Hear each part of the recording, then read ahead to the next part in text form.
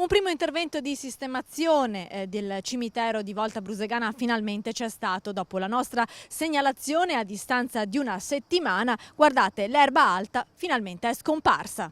Una settimana fa la vegetazione qui al cimitero di Volta Brusegana ricopriva ogni cosa, impossibile addirittura riconoscere le tombe, tanto le erbacce erano alte e folte. Dopo il nostro servizio finalmente qualcosa è stato fatto, una risposta a quei cittadini che ci avevano segnalato l'incuria in cui versava questo luogo sacro, che merita rispetto sia per chi vi riposa che per chi viene ogni giorno a trovare i propri cari.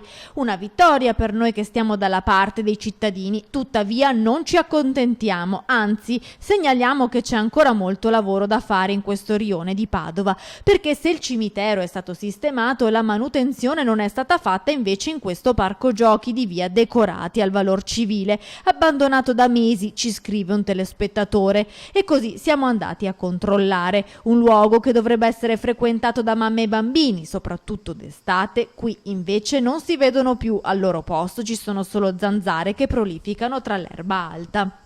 Proprio nelle scorse ore il neo sindaco di Padova Sergio Giordani ha inaugurato un nuovo parco, ma noi lo invitiamo a venire a vedere anche le altre aree verdi cittadine, quelle che esistono già. Guardate in che condizioni versa per esempio l'area di via Decorati, ci sono erbacce dappertutto e i bambini per arrivare alle giostrine devono attraversare questa selva rischiando anche di farsi male, visto che comunque le giostrine non sono del tutto stabili. Un luogo di aggregazione che è rimasto deserto a causa dell'incuria in cui versa. Il nuovo sindaco aveva detto che sarebbe partito proprio dalla valorizzazione dei quartieri. Qui a Volta Brusegana lo aspettano perché la manutenzione non dovrebbe essere un'attività sporadica ma costante.